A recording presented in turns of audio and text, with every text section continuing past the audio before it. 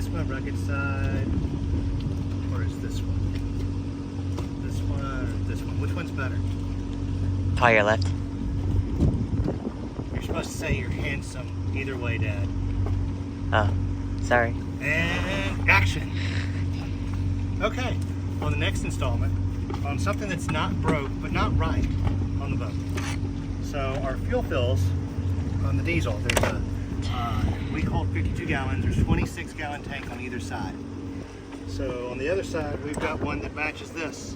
Press this down, it flips up, you can back it off and fill up with diesel.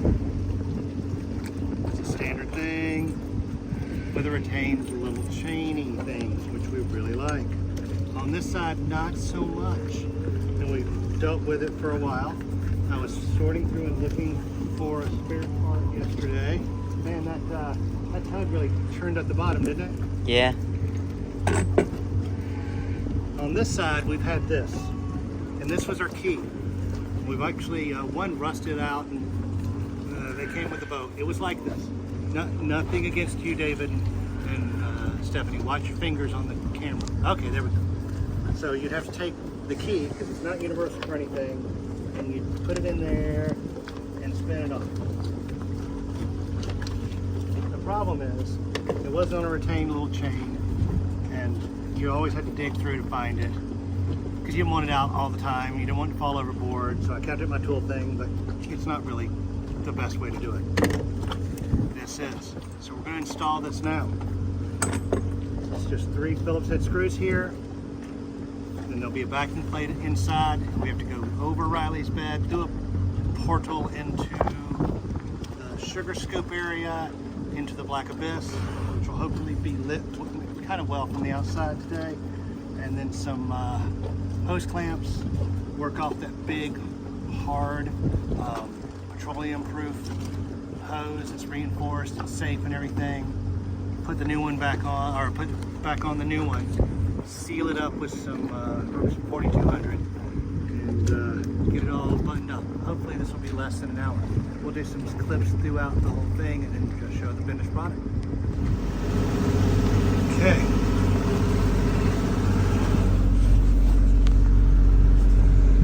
Riley's bed coming through the sugar, or through the bulkhead. Over here is the fuel fill pipe going up behind that stair. I'm going to crawl in there and find out how to get those hose clamps undone. While I'm in here, I'm going to service the underwater lights, which I disconnected when I was doing my electrical upgrade. I need to get that going in, and just cleaning and tidying up in here a little bit. Next, you might see me inside of here. Okay. So,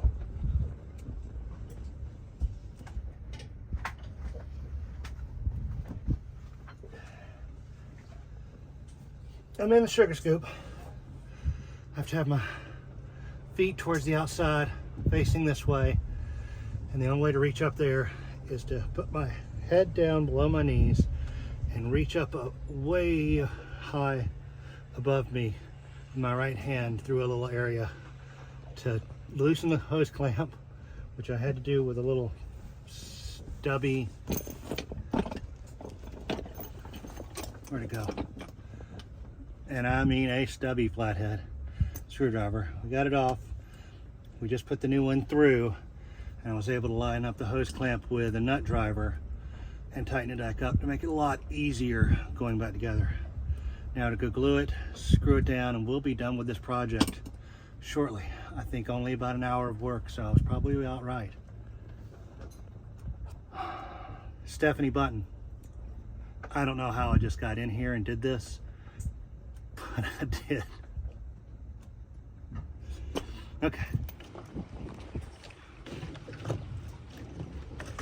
And guys, that is that's a wrap. I was able to do everything I needed from the sugar scoop. Got good grip with the hose clamp, and get it tightened down. Get this caulked in properly. There was one screw that was actually a machine screw through the fiberglass. There was no nut on the back end or anything. Did that, replaced some new stainless screws in through the fiberglass to hold this and make it a little bit cleaner. And we'll be able to pull up to a fuel dock and not be diving around looking for that old paint scraper that we used to use. We can just open up our fuel like this. We have a chain on the cap so it can't go overboard, which was one of our concerns before. We're ready to rock and roll. We're going to call this one a success. So, port side diesel fuel fill.